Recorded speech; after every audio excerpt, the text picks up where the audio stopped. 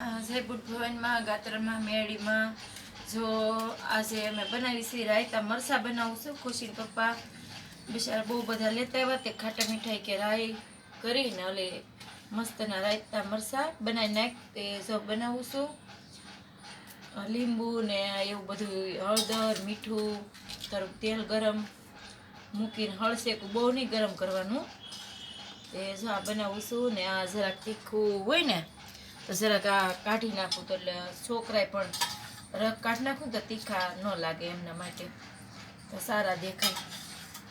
અને મને જરાક ચા પીવી હતી તે ચા બનાવી છે. અને આજ મને તબિયત મને નથી બહુ સારી, ઝાડા ને ઉલટી આખી રાતમાં જાગીને તો થઈ ગયા હતા. એ મેં કાંઈ પણ જમી નહોતી તે અત્યારે ચા મૂકો પેટમાં બળે ને દૂધની વાળી કરી છે એકલી ચા. દૂધ તો મને નથી ભાવતી એટલે. અને ખુશીબેન ખાવું ખાવું કરતા હતા તે એને એક ભાખરી ઠંડી પડી હતી એ જરાક રોટલી વઘારી દીધી બેન ખાય છે એને બનાવી દીધી. વાટકી આપવું બેન આપવું બેટા મારા હાથ પાસે મરસા હોય તો તને તીખું લાગશે એટલે. હા ત્યારે અને ચમચી ચાલે. અને માલ પણ આવ્યો છો તે બેઠી હતી કામે તે ઘડીક ઊભી થઈ ગઈ છું તો સગડી બંધ કરી દીધી છે. કામ કરું ને એટલે ઘડી ખોટી બિલ આવે પાવર તે બંધ કરી દીધી. હવે પાછી હમણાં બેગી સાગડી ચા પાણી પીને થોડાક વાસણ ને કપડાને ઘડી બળી પાડવી છે. કપડાને ઘડી જો આ છે બધા વેલા એને પણ સંકેલવાના છે બધાને ઘડી પાડીને કબાટમાં મૂકી દઉં.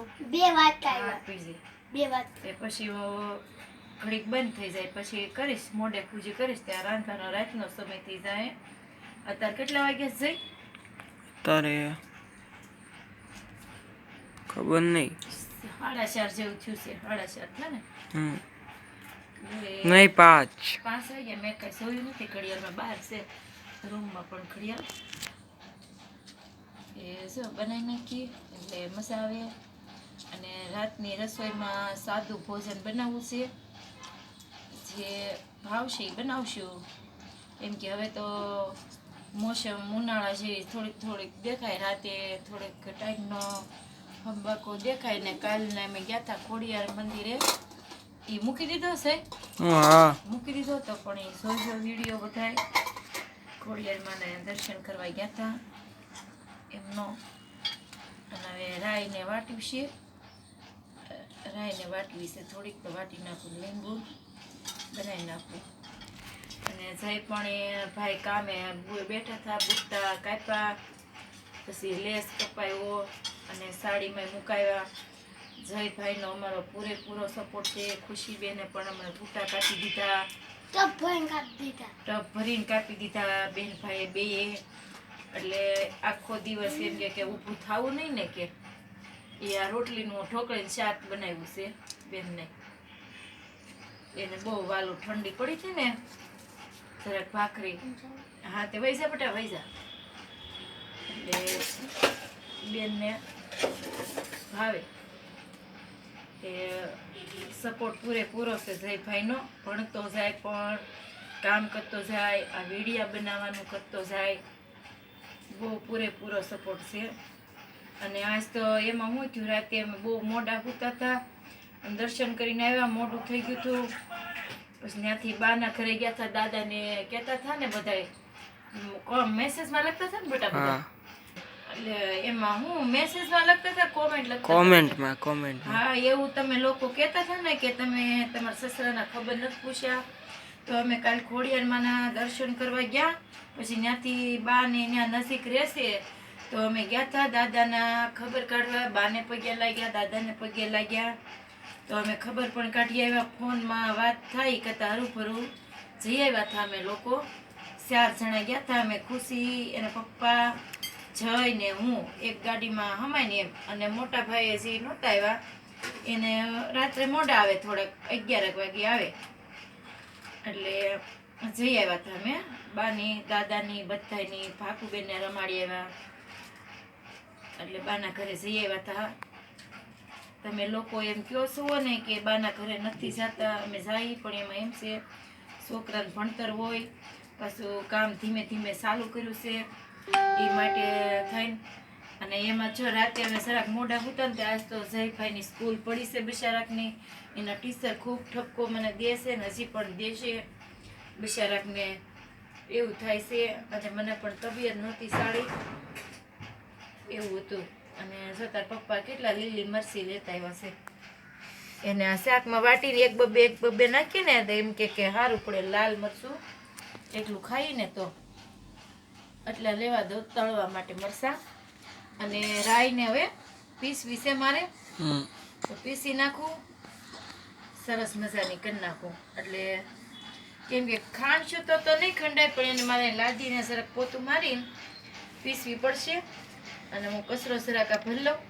1000 સબસ્ક્રાઇબર થવામાં 40 જ સબસ્ક્રાઇબર બાકી છે. બેટા આપણે થઈ જાય 1000 માં 40 ઘટે થઈ જાય. આપણે કોઈનું ખોટું નથી કર્યું, આપણે બધાયનું સારું બોલવાનું, સારું કહેવાનું. અને આપણને બધાને આપણે બોલીને બધાને લોકોને ગમવું. 985 સબસ્ક્રાઇબર થાય ને ત્યારે લાઈવ થવાનું છે. હા લાઈવ ત્યારે થશું અમે.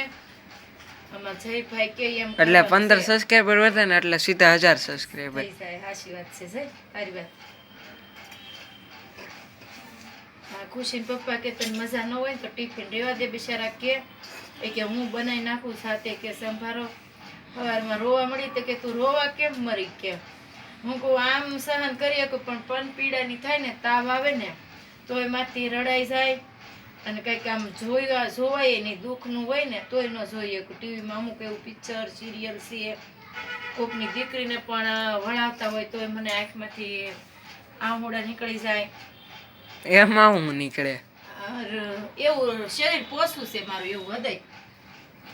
તાર પપ્પા એમ કે એમાં પોસું છે, બાંધવામાં તો કે પોસું નથી, એમ કે બિચારા ખીજવે મને, આનંદ રખાવે એમ કે તાર પપ્પા. એમ કે બાંધવામાં તો પેલો નંબર છો, કે હું કે તમે એમ સમજો તો એમ, બીજું હું. રાઈને જરાક છે ને ઓલી કરી નાખું છું.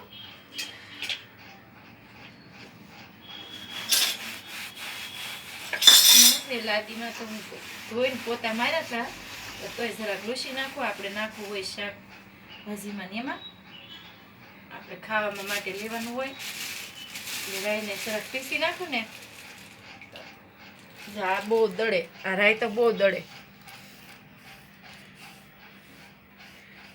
રાઈ છે ને દળે. નીચે લાદી બગડેલી હોય પણ હું હાથ ધોઈ નાખ્યા કાલ મેં, લાદી ધોઈ રોજે રોજ ધો બટા, પોતું મારું ડેટોલેથી મસ્ત.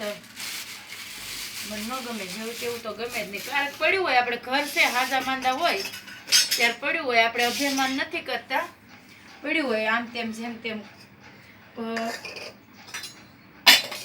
કરી નાખીએ.